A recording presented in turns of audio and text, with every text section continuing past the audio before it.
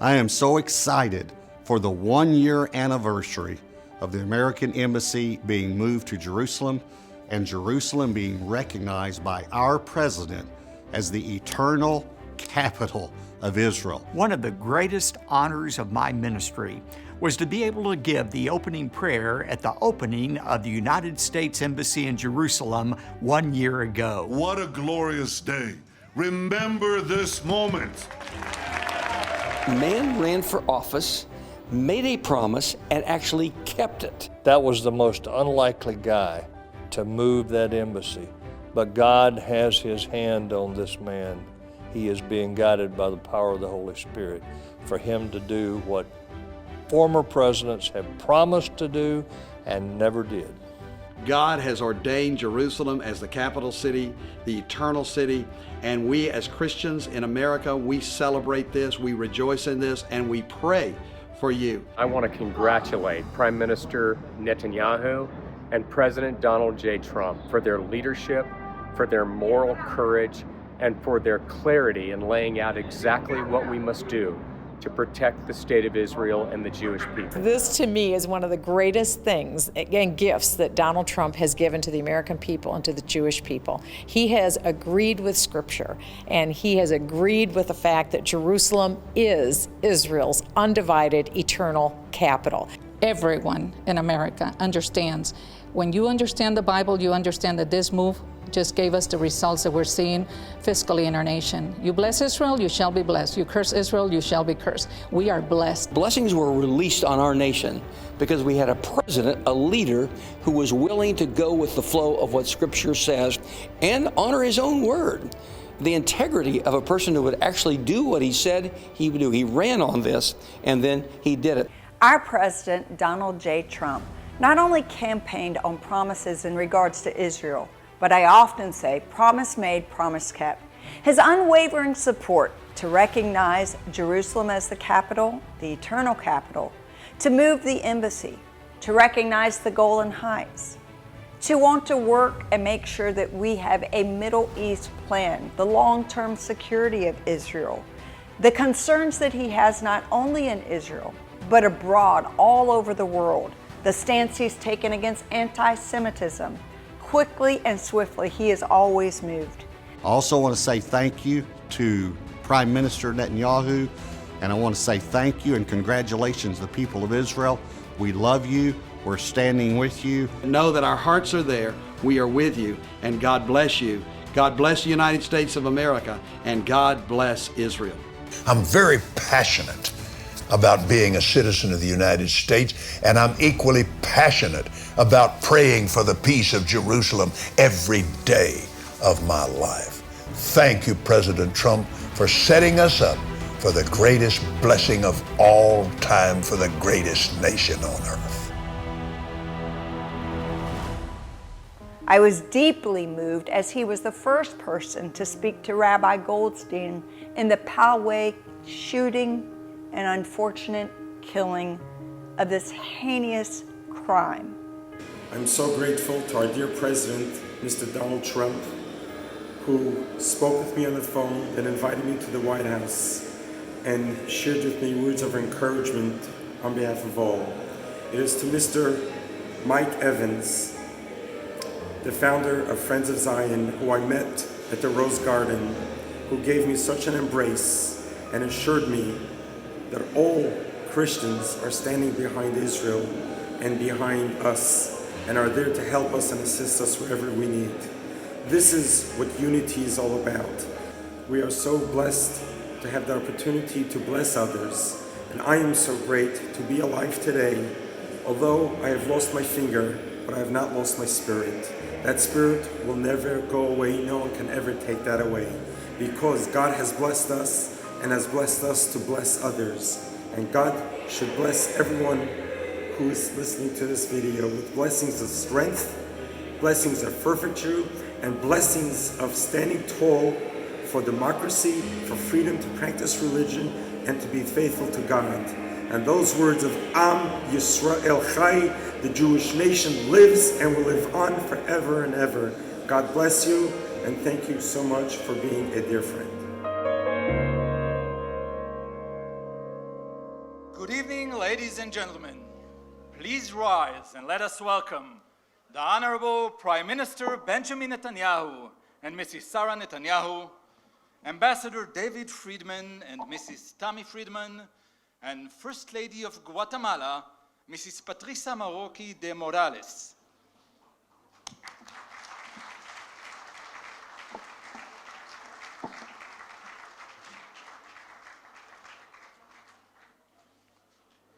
Please be seated.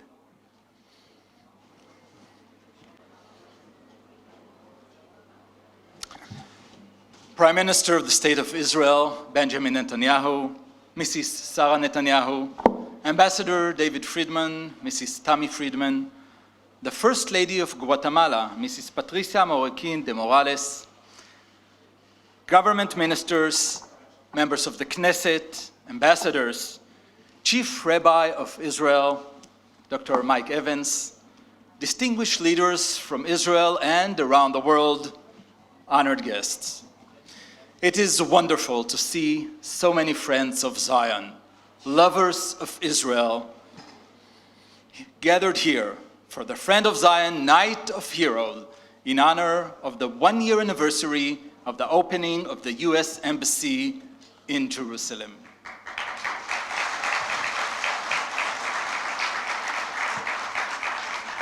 Some 2,700 years ago, the prophet Isaiah wrote, "Rejoice with Jerusalem and be glad for her, all you who love her." And that is exactly what we're going to do here tonight. It is my honor to invite Mrs. Netanyahu, Mrs. Friedman, and Mrs. Morales to come to the stage. Mrs. Netanyahu will present the Friends of Zion Defender Award to Mrs. Morales.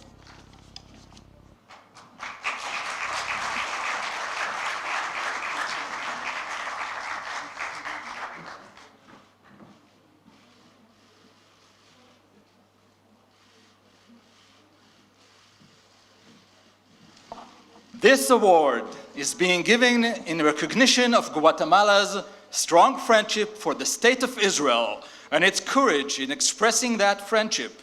This was demonstrated 1 year ago when Guatemala was the second country to move its embassy to Jerusalem.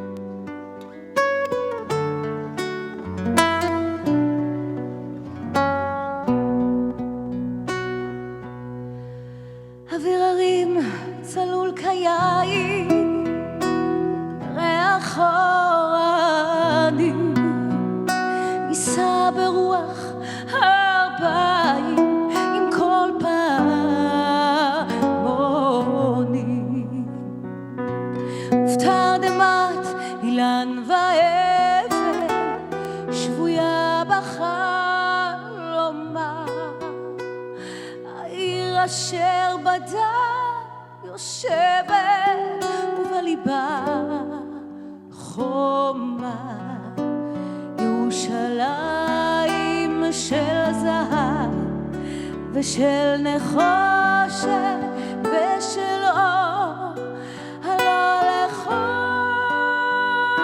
שירייך אני כינור ירושלים של זהב ושל נחושת ושל אור הלא לכל שירייך אני כינור איך יבשו בורות המים כיכר השוק ואין פוקד את הבית בעיר העתיקה ובמראות אשר בסלע מייללות רוחות ואין יורד אל ים המלח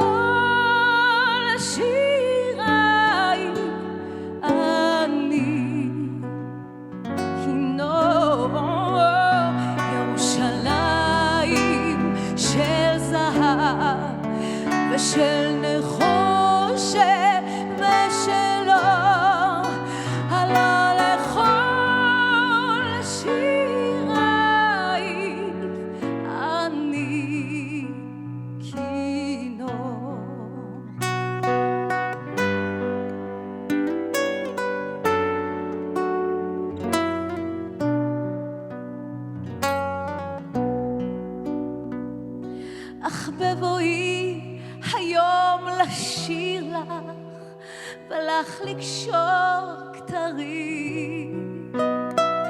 קטונתי מצעיר בנייך ומאחרון המשוררים, כי שמך צורב את השפתיים כנשיקה צרה. אם אשכחך ירושלים אשר כולה זה. Let's hear you. ירושלים של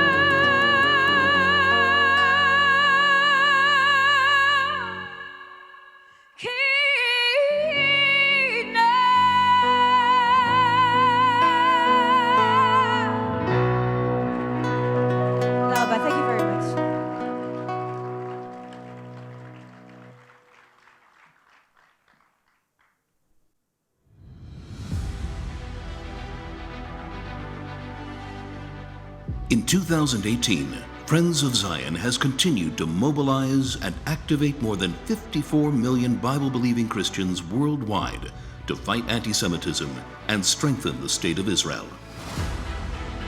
The Friends of Zion team, based in the Faz Heritage Center, think tank, communication center, and museum in Jerusalem, has been working in 2018 on its mission to educate and activate our 54 million followers to support the State of Israel and Jewish people. Our diplomatic team conducted numerous meetings with world leaders in 4 continents and strengthened the bond with world leaders with a mission to fight anti-Semitism. Faz has hosted, educated, and mobilized hundreds of ambassadors and diplomats from 5 continents. We mobilized thousands of religious leaders from 5 continents. One of the groups we hosted in Israel was 21 of President Trump's evangelical advisors and exposed to them issues relating to Israel. Faz organized meetings of these global leaders with Prime Minister Netanyahu, top startup nation companies, ex-deputy head of Mossad, and intelligence experts. A mega project with huge success. Faz welcomed hundreds of media leaders from all over the world, resulting in tens of millions of viewers being educated and motivated to support the State of Israel and Jewish people.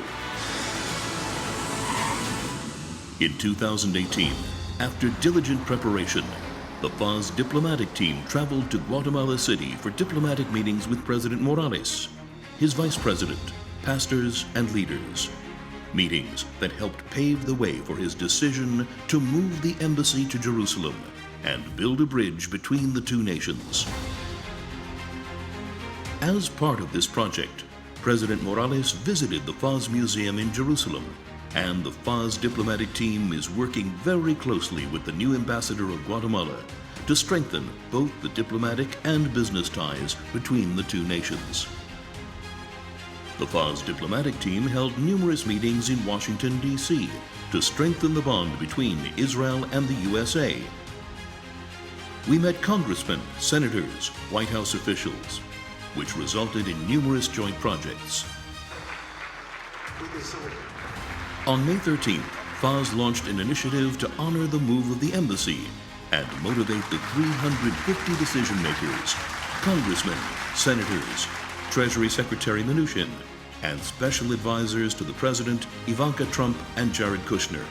The message was supporting the State of Israel and the Jewish people. the Friends of Zion Museum celebrated President Trump's historic decision to recognize the Golan Heights as part of the State of Israel. In honor of this decision and many others which strengthened the U.S.-Israel relationship, the Friends of Zion honored the United States ambassadors to Europe who had taken part in the Trump administration's initiative to combat the global surge of anti-Semitism by participating in the March of the Living and visiting the State of Israel.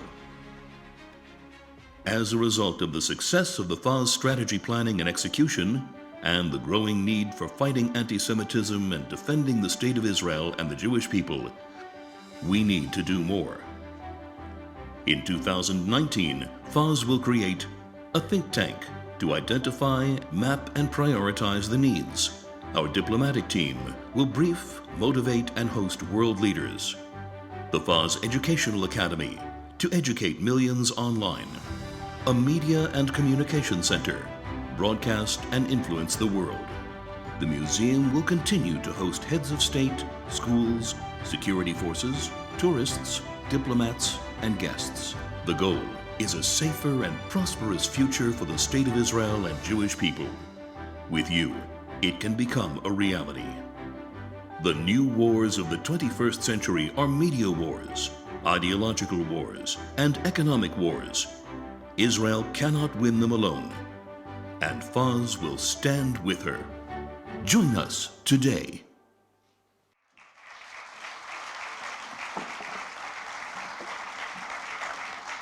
Dear Prime Minister, First Ladies, friends, let us welcome the founder and chairman of the Friends of Zion Museum and our dear host, Dr. Mike Evans. Thank you. Thank you.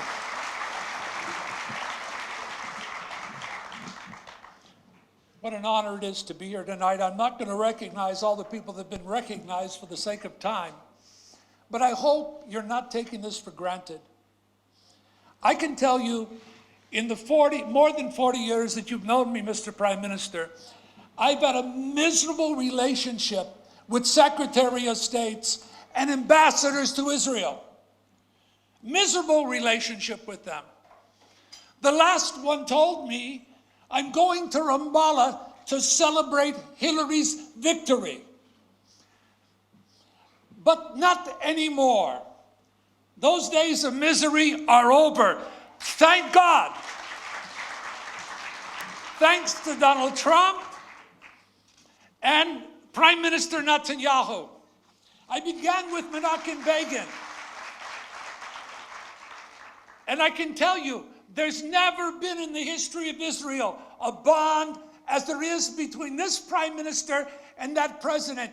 I know them both. Actually, to tell you the truth, they're the same guy. Ronald Reagan, Churchill, their strengths, they're just so much alike in their DNA. And I'm astonished when I meet with Muslim leaders. Absolutely astonished, because I hear things like this. I work very closely with Bibi. Tell Bibi, thank you. Another Muslim leader says to me, there can never be two capitals in Jerusalem, otherwise there would be a terror capital. This is a Muslim leader saying that. Actually, one said something that I've never even heard by an Israeli. One told me, why did the Palestinians call themselves Palestinians? They're Ottomans. They came out of the Ottoman, they go back. They got it wrong. Anyhow, what I'm saying is that there's a tremendous alliance right now, thanks to this president and this prime minister, that's completely astonishing. Astonishing alliance that nobody even understands the fullness of it. It's really a miracle. No president has ever been greater for the state of Israel than this president. What can you talk about? The Taylor Force Act, the Iran sanctions, an alliance that's quiet but powerful with the Sunnis, the Golan Heights recognition, the Jerusalem recognition.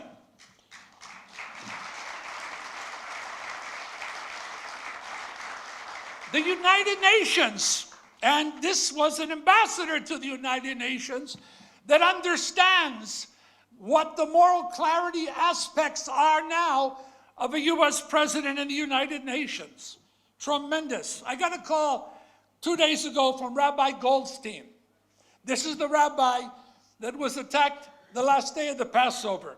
He called me from Auschwitz. He was there with 800 children. And I'm thinking, what, God bless this man.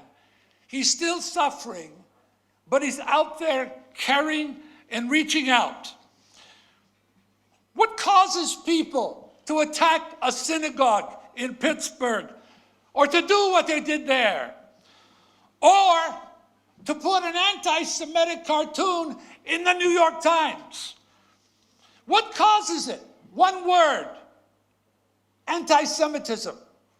It's the core virus that creates all the evil in the PA, in Gaza, in Lebanon, in Europe, and even in America. But it's mutated. Today, anti-Zionism is the new anti-Semitism. Anti-Zionism. Don't buy into the big lie that Israel is the reason that anti-Semitism exists. It's just the opposite. And who's getting the beating for this anti-Zionism? That man right there and his wife. The bullseye's on them, the prime minister. They vent their spleen with such rage and anger because of a prime minister who's making Israel great.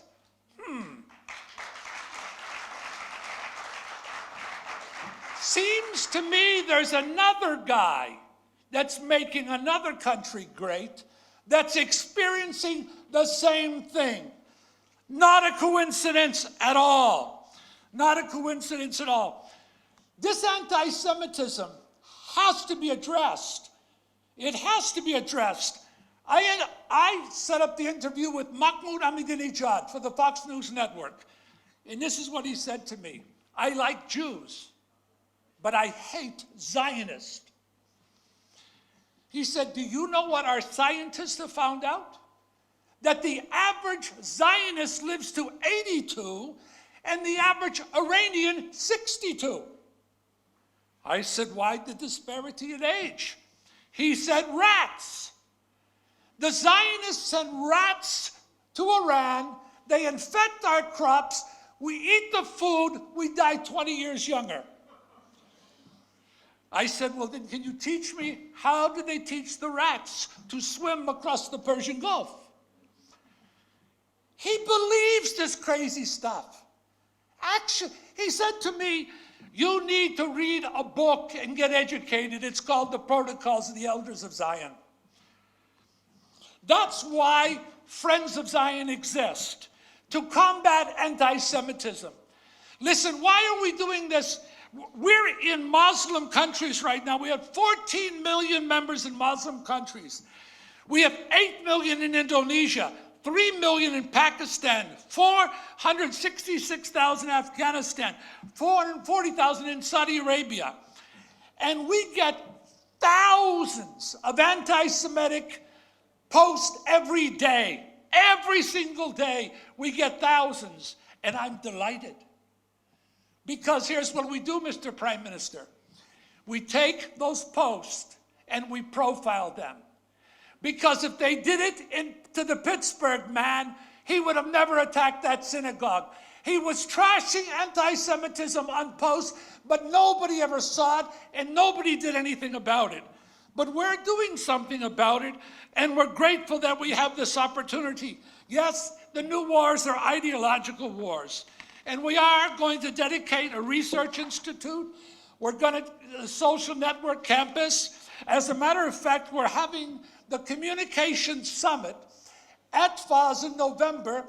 And there's something else we're going to do. When the Prime Minister speaks at it, we're going to be dedicating the Donald J. Trump exhibition in the Friends of Zion Museum.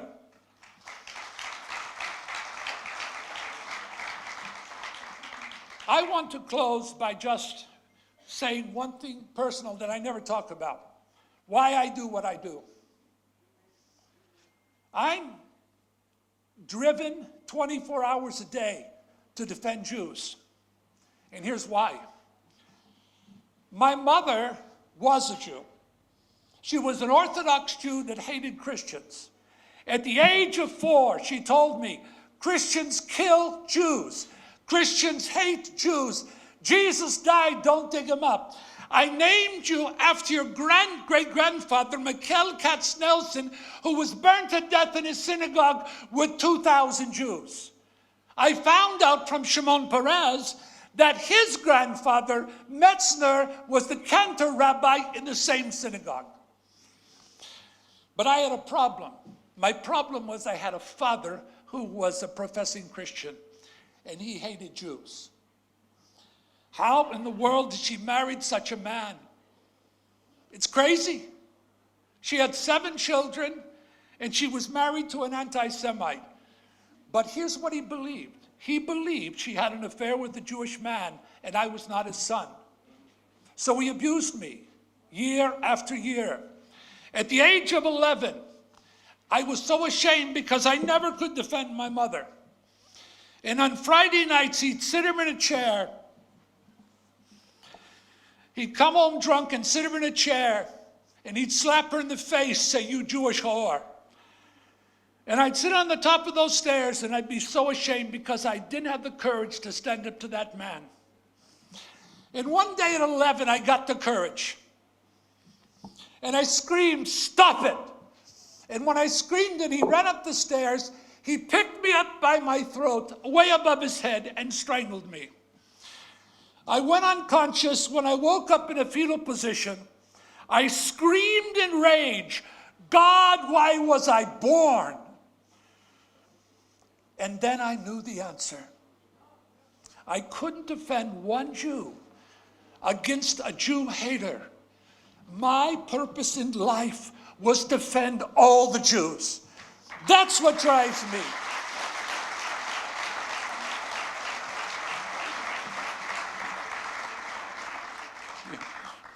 Your brother, I told him this story.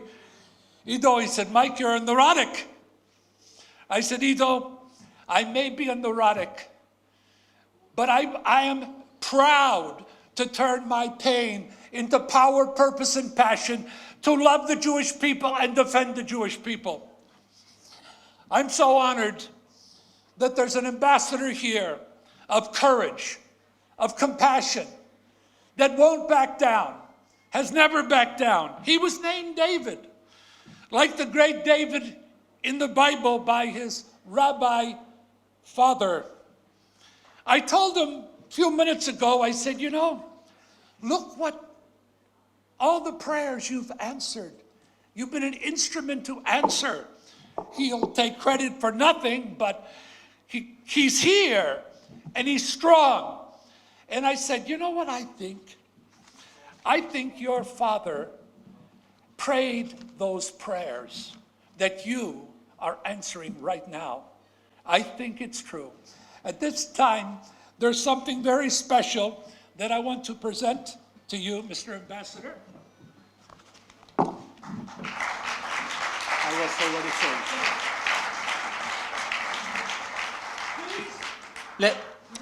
says. Yes, let me share with you the inscription on the plaque. This is dedicated to U.S. Ambassador to Israel, David M. Friedman, for the leadership and the courage in strengthening the U.S.-Israel relationship. In the book of Samuel, it says that the young David used 5 stones from the Elah Valley to defeat the giant Goliath. President Trump, his administration, and especially his ambassador, David Friedman, have stood up to giants, destroyed myth, and fought for the truth. In life, it takes heart, courage, and conviction to defeat giants. This lesson of standing up to giants and impossible obstacles is reflected by Ambassador Friedman. From David to David, Jerusalem, the city of truth and the city of peace, has not had a friend like Ambassador David Friedman.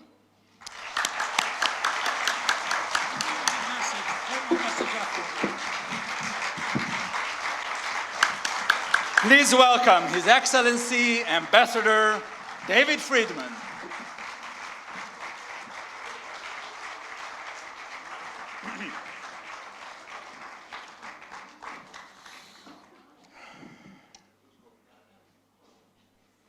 Wow, thank you so much. I'm truly speechless by that beautiful work of art. Well, Mr. Prime Minister, Sarah, great to be with you again. I think it's been 2 days since we were together, and it's been difficult to be apart from you for so long.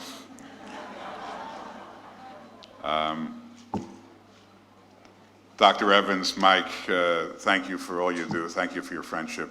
Thank you for arranging this beautiful event. It's just one in a cycle of so many things you do to support us, to support the President's mission, to support Israel. We're really deeply grateful. We have no words to express our thanks.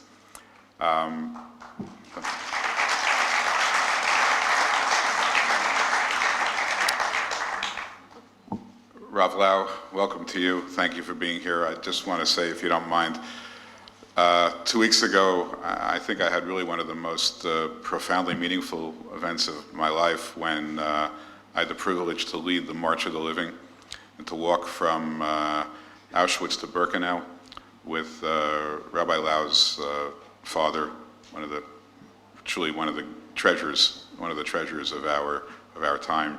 And he gave me the opportunity to carry his Torah that he rescued from the Holocaust, and it's something I'll never forget. And you may see him before me, although that's not necessarily obvious, but I like to see him too. But if you see him before me, please give him my best wishes. Thank you.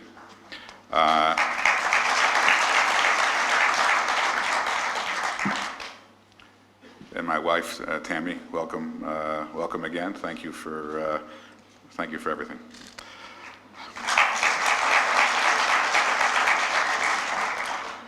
So, 365 days ago, about 3 hours ago, we opened up our embassy in Jerusalem on the 70th anniversary of the State of Israel, literally at exactly the day and the time when David Ben-Gurion declared Israel's independence.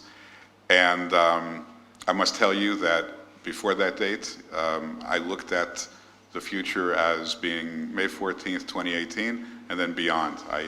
Until that date came and went, there really was no May 15th. But here we are a year later, and it's just flown by. I just can't believe it's been a year. You remember what preceded the opening of the embassy. It was December 6th of 2017, when President Trump announced that the United States was recognizing Jerusalem as the capital of Israel. And he directed that the embassy move to Jerusalem. Now, after that, all the questions arose. When is the embassy going to move? Where is the embassy going to move? Is the embassy really going to move? And, the president is very fond of this story, but needless to say, in less than 6 months, we opened up a beautiful embassy. We had a beautiful ceremony, and all the predictions, even some of our own predictions about what could happen, about the risks, about the violence, about the gloom, the doom. The reality is that in the entire city of Jerusalem that day, I don't think more than 20 people got up to protest.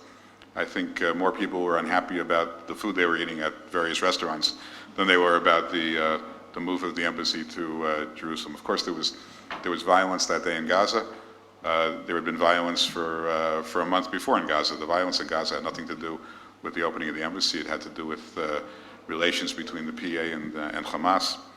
But the embassy opened, the sun rose the next morning, and off we were under this new, beautiful paradigm of an American embassy in Jerusalem. Let's review now where we are today, a year later. We have a beautiful campus in Arnona. It is almost 18 acres in size. That's 72 dunam, for those of you who look at real estate in terms of dunams. It's going to be double the size by the summer. There is construction going on. And we have a magnificent complex on Rehov Agron 18, on 18 Agron Street, not far, probably a half a block from here. Hundreds of United States diplomats come to work every day. They work alongside hundreds of Israelis and hundreds of Palestinians. And I think we've done something that has not been done in quite some time. We have created a new shrine in the ancient city of Jerusalem, and we're extremely proud of it.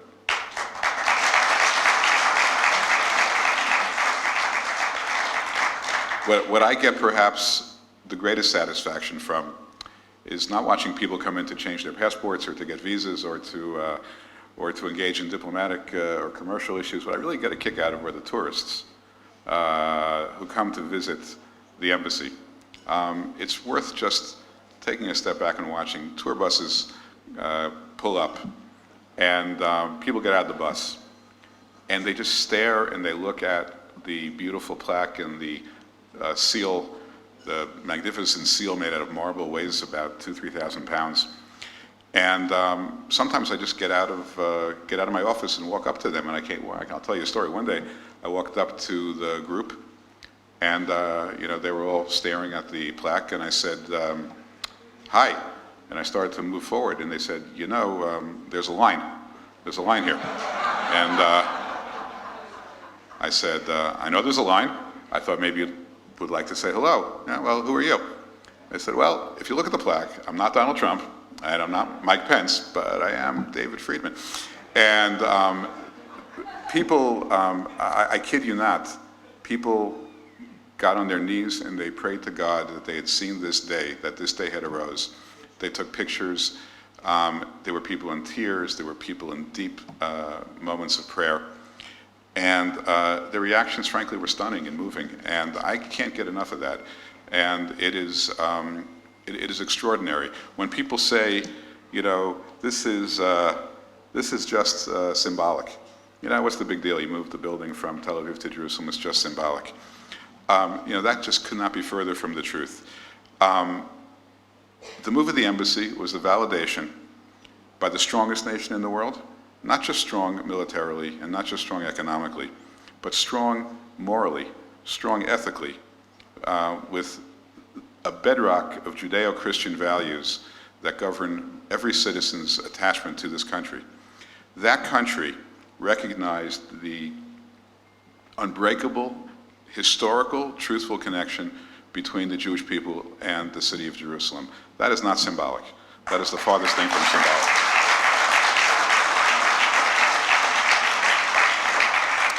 So today, the diplomatic presence in Jerusalem is more robust, more efficient. It reaches more people, of more diverse backgrounds than ever before. And I would say that since we combined the resources in Jerusalem and merged the consulate and the embassy, I would say that the United States diplomatic mission in Jerusalem now speaks with one voice. The voice of the only boss that I have, I think the only boss I've had in 40 years, because I've worked for myself most of my life. So the voice of one person, the voice of my boss, the voice of President Donald Trump. And that's the one voice that speaks from that mission. And we are able to project clarity, purpose, and strength like never before. Now, is that enough? Should we be resting on our laurels? Should we be, having more parties like this every couple of nights? I think the answer is no. The answer is no. With this administration, with Donald Trump and Mike Pence and Mike Pompeo and John Bolton and Jared Kushner, Jason, me, we just have to keep moving. We have to keep our foot on the gas.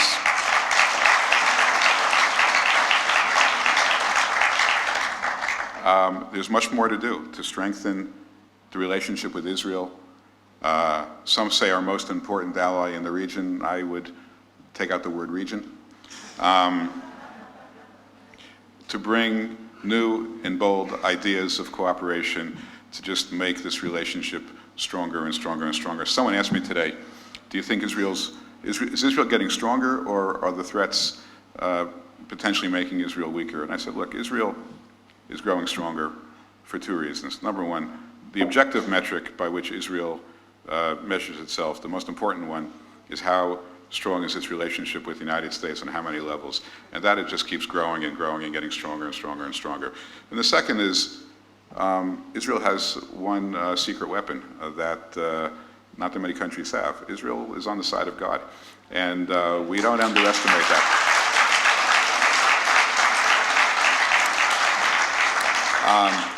I want to just, on the theme of moving forward, I want to share with you a thought I had recently.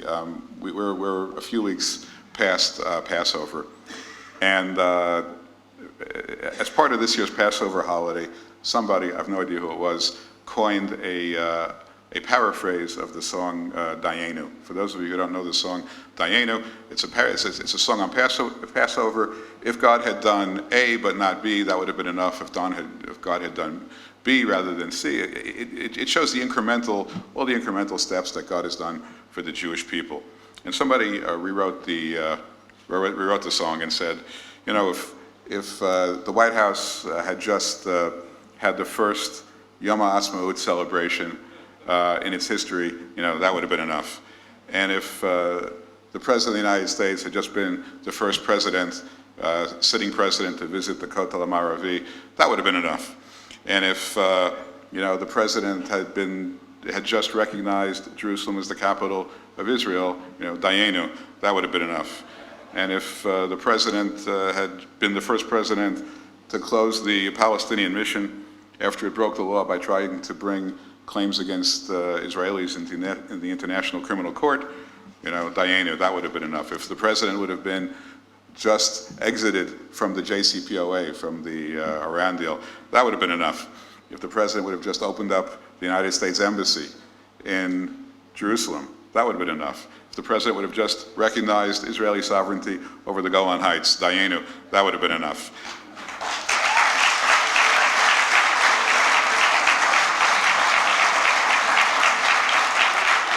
Now, I'll tell you candidly, I love the song, but I hate the message, because the message suggests that there's such a thing called enough, and I don't believe in enough.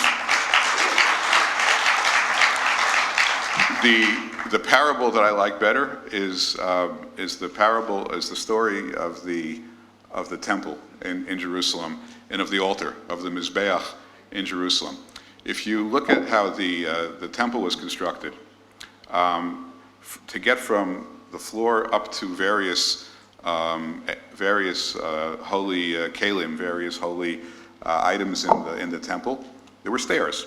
Now, what's special about stairs? If you walk up a half a flight of stairs and you stop, there's no pressure moving you forward and there's no pressure moving you backward. You can stop halfway up the stairs and just stand there for as long as you want. The altar, which is the ultimate vehicle to achieve holiness, the altar is built on a ramp. It's built as a ramp, and one person explained, what's the purpose of the ramp? On a ramp, if you're going up and you stop, you slide back. To achieve that level of holiness that the altar calls for, you have to keep pushing forward. You have to keep moving forward and forward, and there are consequences to stopping. If you stop, you're going to slide backwards, and this is something that we don't want to do. So to me, I like the Dayenu song, but I'm a big fan of what they say about the altar. That's, I think, the model that we should have. So I would conclude just by saying this. We probably don't do this enough, but we should just think about for a second what a great time this is to be alive. We're part of a 4,000-year-old continuum, a 4,000-year-old history. Much of those years were very difficult years, very unpleasant years for the Jewish people, for non-Jewish people. Here we are today, having the opportunity to look back a year later on the opening of an embassy in Jerusalem. When we want to come to Israel, we can call a travel agent, we can be here in 12 hours. Israel has grown, flourished, bloomed in ways that nobody could have expected. I'm sure this applies to everybody here. My grandparents, my great-grandparents could not have dreamed of what we have here. And it's good to remember that every now and then so we don't take it for granted. But I really thank you for being here, and I hope you'll join with me. We need to keep moving forward, keep moving up the ramp, and I think if we keep doing that, we will bring the relationship between Israel and the United States to greater and greater heights. Thank you so much.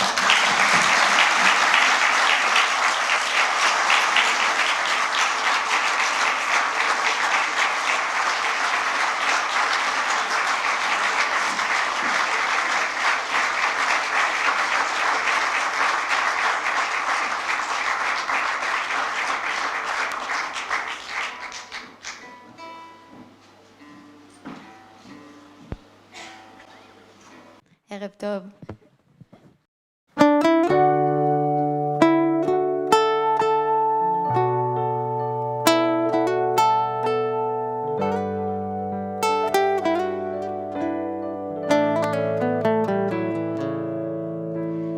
Many nights we pray, although we know there's much to fear.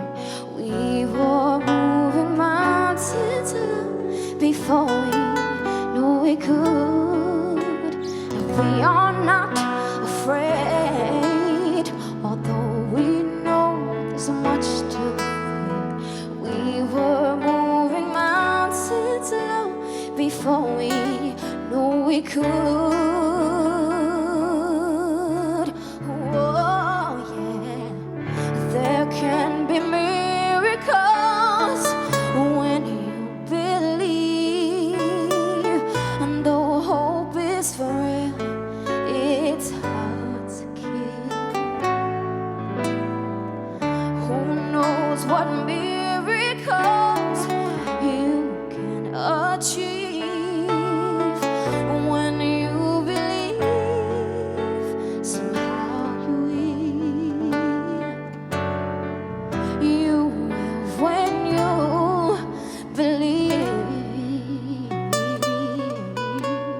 Oh yeah, in this time of fear, when prayer so often proves pain, hope seems like a summer bird too swiftly flown away. And now I'm standing here, my heart's so full I can't explain, seeking faith and speaking words I never thought I'd say.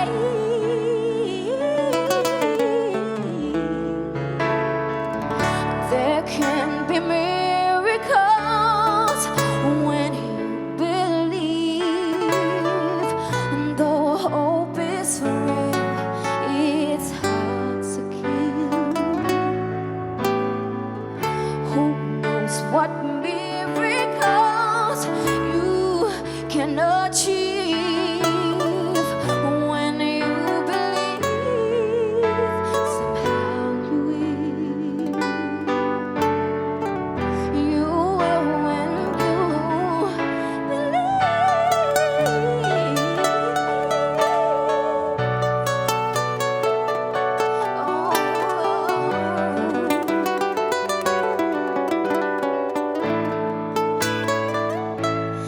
They don't always happen when you ask. Oh, and it's easy to give in to your fears.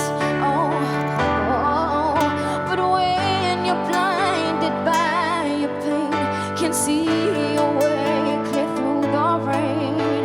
Calm and still, a resilient voice says hope is very near.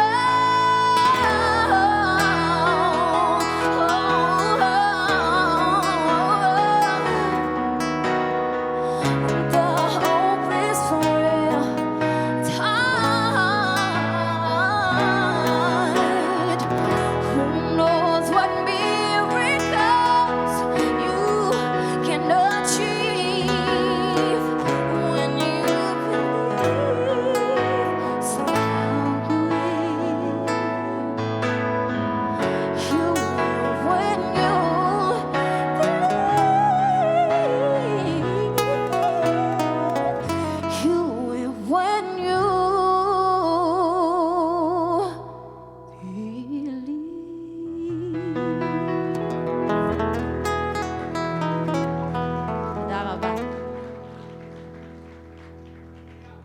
Thank you so much, Kitria, and thank you, Maya Buskila, for making this evening so enjoyable. I now have the pleasure of introducing the Chief Rabbi of Israel. Israel's youngest ever Chief Rabbi is the scion of a renowned rabbinic family, the 39th generation of rabbis. He is the son of Rabbi Israel Meir Lau, who survived the Holocaust and reestablished a rabbinic dynasty here in Israel. Here to celebrate the strong bond between Israel and her greatest ally, Chief Rabbi of Israel, David Lau.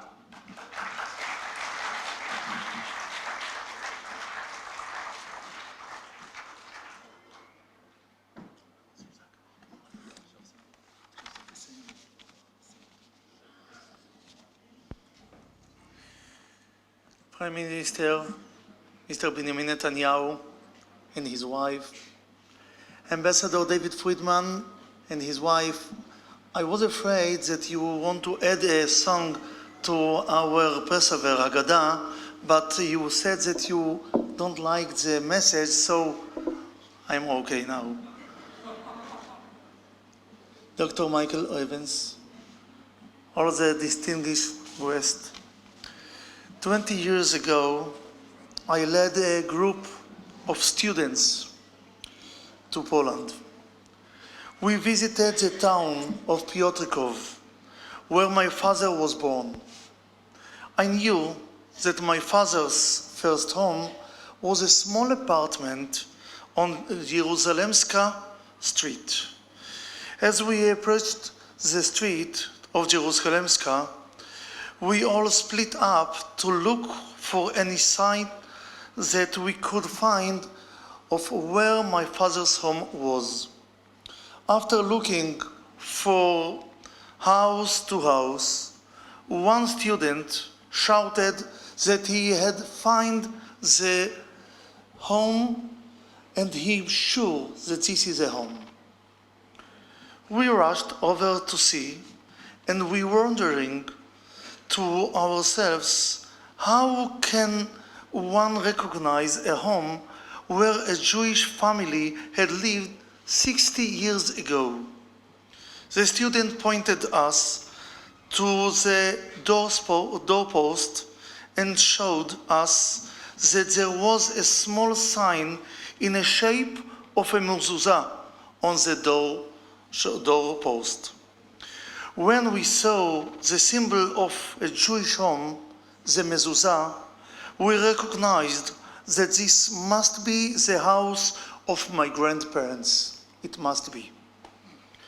The Mezuzah in street Jerusalemska in Poland doesn't exist anymore. Only a small sign that reminds us what was once there. But now we are going to put up a Mezuzah, the symbol of Jewish home, in the real Jewish home, in the city of Yerushalayim. Yerushalayim is the eternal home of the Jewish people, and the Mezuzah we put up here will be here, Bezrat Hashem, alongside the Jewish people in our home, Lanetzach, forever. I want to thank President Trump for recognizing that Yerushalayim is a capital city and a true home of the Jewish people.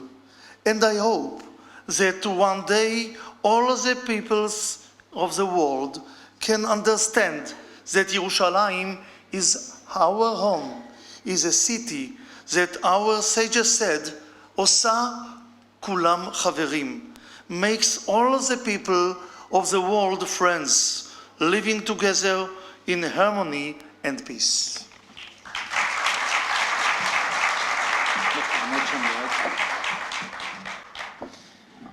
Now, we're going to see a Mezuzah that was written by a special trained scribe who is with us tonight. He left the last three letters blank. They will now be completed by Prime Minister Netanyahu, Chief Rabbi Lau, and Ambassador Friedman.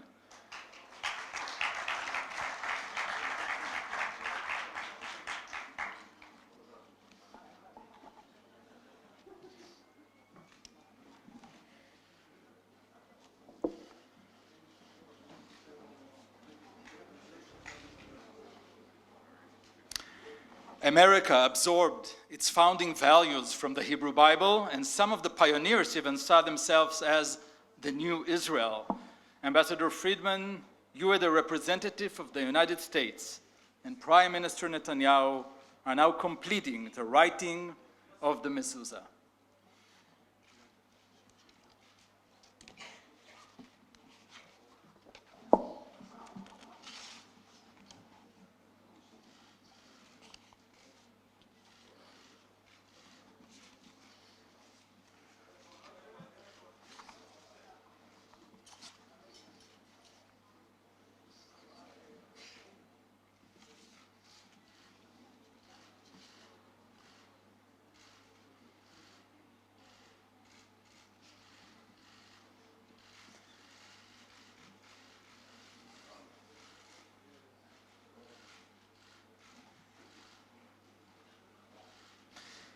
This is truly symbolic of the deep-rooted relationship between our two countries based on our shared Judeo-Christian heritage. Now the United States has approved the move of the ambassador's residence to Jerusalem, completing the process of recognizing Jerusalem as Israel's eternal capital. President Trump began a year ago.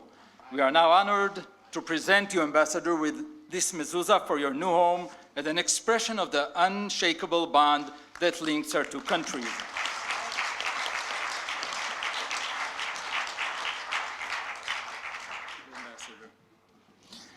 I have the honor to call Dr. Mike Evans to present you, Ambassador, with a special handcrafted Mezuzah cover which bears an inscription from the book of Isaiah, Leman Zion lo echeshe, uleman Yerushalayim lo eshkot. For Zion's sake, I will not keep silent. For Jerusalem's sake, I will not remain quiet. Inscribed on the front of the Mezuzah is Hineni, here I am, a word that truly represents President Trump and Ambassador Friedman, who has always been there for Israel and ready to stand up to fight for whatever is right. The First Ladies are joining us now for this special Mezuzah giving for the new home of the ambassador.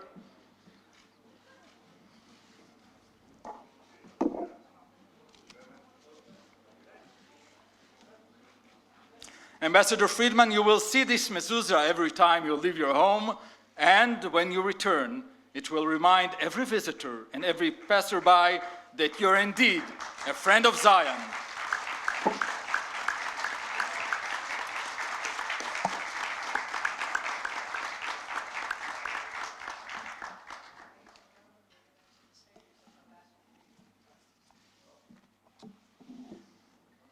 Ambassador.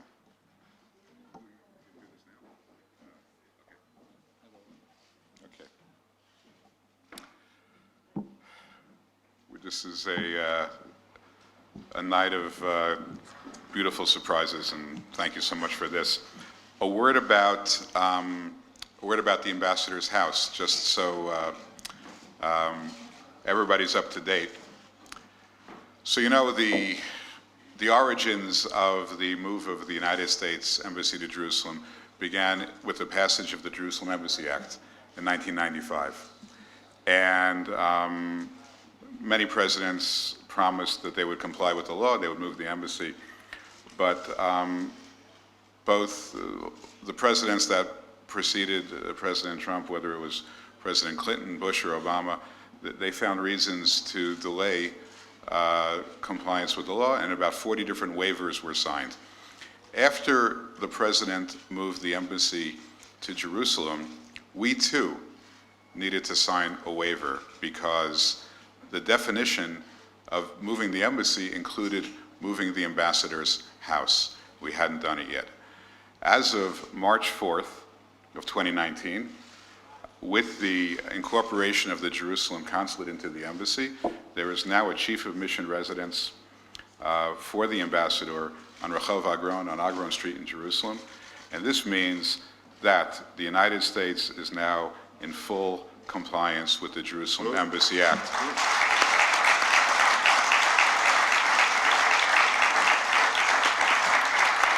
And as Secretary Pompeo has said, there will be no more waivers. This is it. Now, just in case anybody here doubts the efficacy of what I just said, I'm told that we have here an exact replica of the plaque that was installed on Rehov Agron just a few days ago, which provides evidence, which provides very good evidence, the best evidence, that the ambassador's residence is now in Jerusalem. Let's go over here.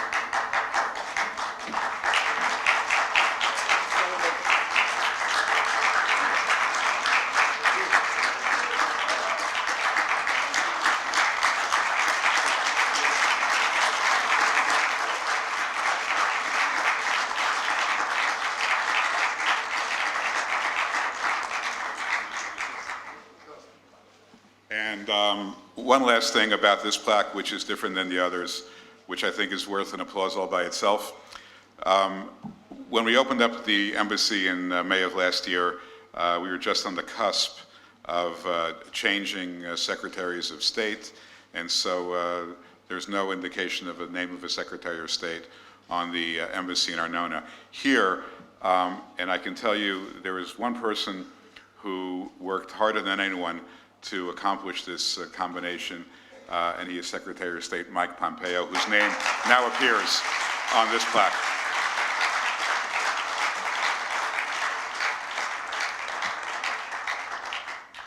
Well, with that, it is my highest honor to introduce someone who has done more to protect the state of Israel, protect the Jewish people, than anyone I know, and I've been following this part of the world for my entire life. Please welcome Prime Minister Benjamin Netanyahu.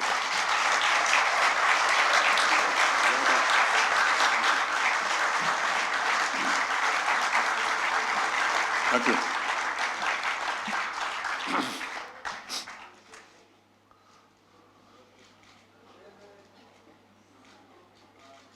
This is an extraordinarily moving day and an extraordinarily moving evening. And I'm glad to be here with people that I cherish and appreciate. First, my wife, Sarah, who's escorting here the First Lady of Guatemala, Patricia Morales. Welcome. The Chief Rabbi of Israel, David Law, dynastic rabbi, I have to say, and his wife. The other rabbi, Mike Evans. Mike, I've known you for close to 40 years, but I learned tonight things that are I didn't know, that are deeply moving, and I think people appreciate the force of truth that came from your words. So thank you for your friendship for all these years. Thank you. We're here with members of the Israeli Knesset and the government. I think I see Yoav Gallant, if I'm not mistaken. There, stand up so people see you. Avi Dichter from the Knesset, Sharon Askel, and the mayor of Jerusalem until very recently, an excellent mayor, member of Knesset Nir Barkat. And of course, we have here a distinguished delegation from Guatemala and distinguished members of the Israeli Prime Minister's office. I have to tell you, we have the National Security Advisor, the Director General of the Prime Minister's office, the Secretary of the Cabinet, my advisors, all of them. They're all very good and all very dedicated. But above all, we have the real force behind everything here. That's Tammy and David, who have been nothing short of extraordinary. And I too, David, have a perspective. And I can tell you that in all the years that I've worked, that I followed first and then worked for the State of Israel and also for its great alliance with the United States. There has never been a greater friend of Israel here in Jerusalem representing the United States than Ambassador David Melech Friedman. Tremendous. And no better friend in the White House than President Donald J. Trump.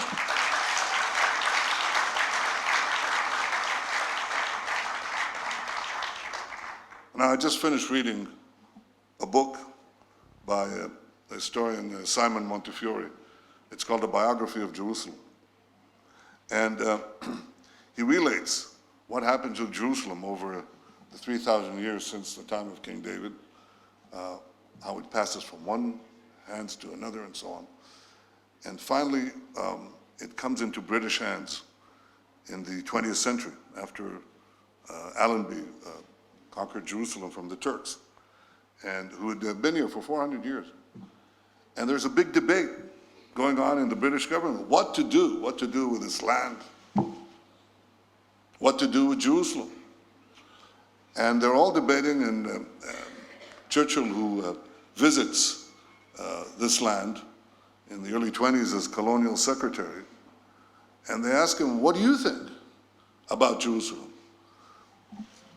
And he says, well, you know what? It's very simple. He said, give it to the Jews. They're the only ones who gave Jerusalem any meaning. Like that. So here's the meaning. We had Independence Day celebrations a few days ago, and I had about a minute and a half to say something. So here's what I started with. I said, the Jewish people are the only people on earth who live in the same land they lived in 3,000 years ago, with the same capital, with the same name, with the same language, with the same religion. The only one. That's an extraordinary fact. But here's the next extraordinary fact. We lost it and then retrieved it. That's never happened before either. Because what we know and what we all recognize is that we lived here for 1,000 years. And in these 1,000 years, we changed our life forever. We forged our identity, our faith, our beliefs, our morals, and we gave this to humanity through the Bible, and then we lost it. Now, I can tell you a secret. Most of the people who lived, most of the peoples who lived in antiquity lost their land, lost their capital. Most of them were driven out through immigration or through conquest. That's not unique to the Jewish people. But what happened to all of them was one of two things. They either conquered a new land or they assimilated in the lands to which they immigrated or were forced out into. Either conquest or assimilation, and in any case, disappearance. The Jewish people are the only ones who refused either one, refused as a body assimilation, and refused to conquer a new land and say, well, that's our homeland. We wanted to do something that no other people in history wanted to do. We wanted to come back. It took us some 2,000 years to do that, and we never wavered. And what is it that was on our lips? If you were in a ghetto in Spain, or a ghetto in Warsaw, 400 years later, what was the word on our lips? Yerushalayim. Zion, Mike. Yerushalamsky Street. Yerushalayim. Eretz Tzion v'Yerushalayim. This is the focal point of our yearnings, of our hopes, of our prayers, of our existence. So we wanted to come back, and we made it. And then when we came back, we reestablished our land, our independence, our army, our economy, our genius. We did all that. And we reestablished our capital here in Jerusalem. In 1948, in the War of Independence, Jerusalem was surrounded. And we were being surrounded by other fronts. And the question was what to do, where to deploy the power. And Ben-Gurion decided, against many of his advisors, to send forces here to extricate Jerusalem. And they said to him, Prime Minister, why are you doing this? He wasn't Prime Minister, I think, at the time. They asked him, why are you doing this? And he said, yes, he was. He said, because this is Jerusalem, Yerushalayim, Yerushalayim. And this united secular and Orthodox alike, believing and unbelieving, we all believe. It's a focal point of our faith, of our identity, of everything. We established Jerusalem as our capital. And after this extraordinary thing that never happened in the history of humanity, it never happened. Nothing like this ever happened. That we would have such antique roots, that we would recover our land, recover our capital, recover everything. The world refuses to recognize Jerusalem. Can you imagine? They refuse to recognize Jerusalem. One after the other. All the countries. Some of them had embassies here, kicked out by pressure in 67 and 73. And since then, it's almost half a century, since then, nobody recognizes Jerusalem as our capital. The embassies are in Tel Aviv. I love Tel Aviv. But it's Jerusalem, Yerushalayim. It's our capital. And what a capital. Nobody moves the embassy and nobody recognizes Jerusalem until someone comes who's politically incorrect, brash and unabashed,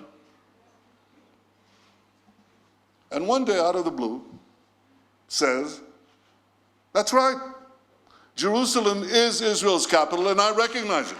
And that's what President Donald Trump did.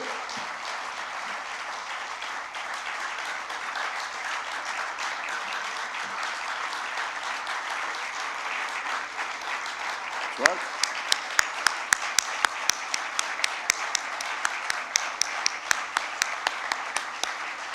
And in his politically incorrect and unsophisticated way, he moved the embassy to Jerusalem exactly 1 year ago, right here.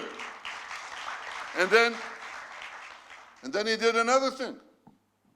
He subordinated the consulate to the embassy. What an idea. I mean, can you imagine? How dare he? How dare you, David? What an idea. It's so clear, so obvious, but it takes leadership. And we have this leadership here. I want to thank you, David, for the extraordinary work that you've been doing to correct this wrong and to build our common future. I think I know many things that people here don't know, but what you all know is enough. And what you all know, Dayenu, with what we know we can say, thank you, David. Thank you from the bottom of our hearts. Thank you.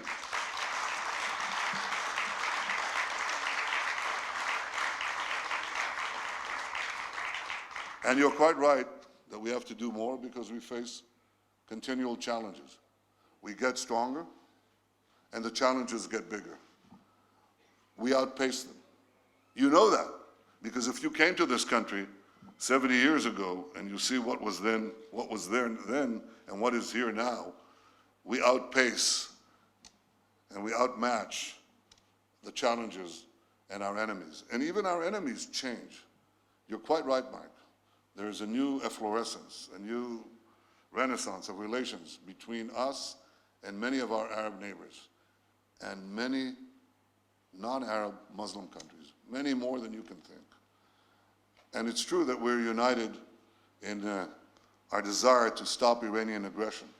And I believe that Israel and all the countries of the region and all the countries who seek peace in the world should stand together with the United States against Iranian aggression.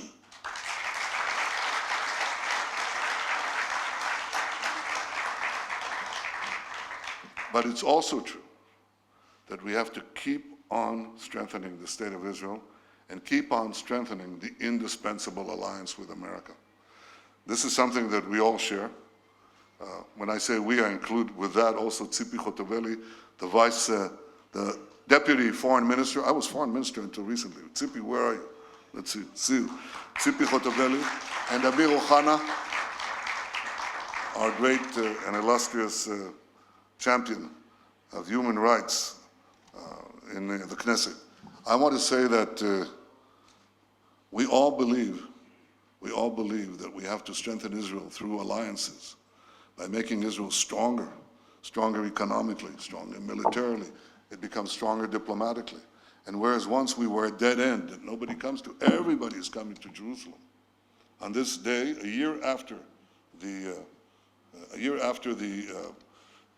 recognition by the United States and by Guatemala, by President Jimmy Morales, of Jerusalem as Israel's capital, the countries of the world are coming. Some have opened offices here en route to recognizing Jerusalem fully, but they're all coming to Jerusalem and they're all coming to Israel because they know that we are seizing the future in technology, in security, in cyber defenses, and everything, in agriculture and medicine. You know all that. It's happening. And it's changing the perception of Israel, not of the anti-Semites, they'll never change, but for many, many, many millions, I would even say billions of people around the world, Israel is becoming something else. It's becoming a focal point of strength, of ingenuity, of creativity, and that is helping us build alliances. And all countries need alliances. Superpowers need alliances. So obviously a small country, small in territory, giant in spirit, a country like Israel needs alliances too. And as we make those alliances with the Arab world, in Asia, in Africa, in Latin America, as we make those alliances, we never forget the indispensable alliance, the alliance with the United States that precedes all else and is important as nothing else. We value this, we cherish this, and we want to keep on expanding it.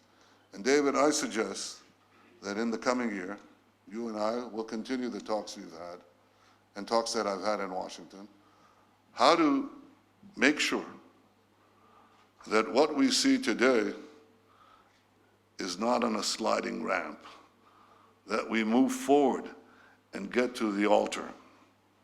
Let us move forward and cement the Israeli-American alliance as never before, so it stands for all time.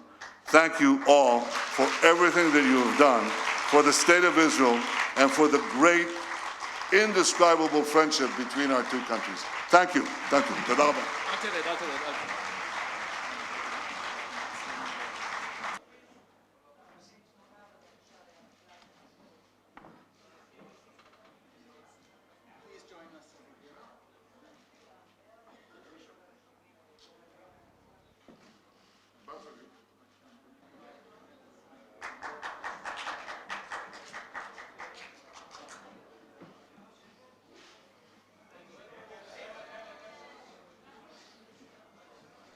And now let us all rise for the Star-Spangled Banner and Hatikva.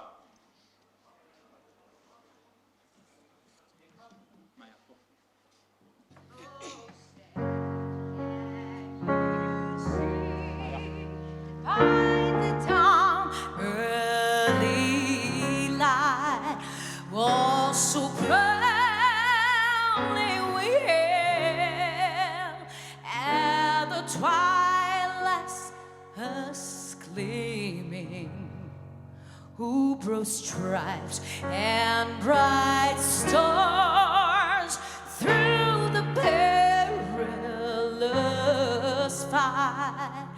All the ramparts we watched, we so gently streaming, and the rockets red glare.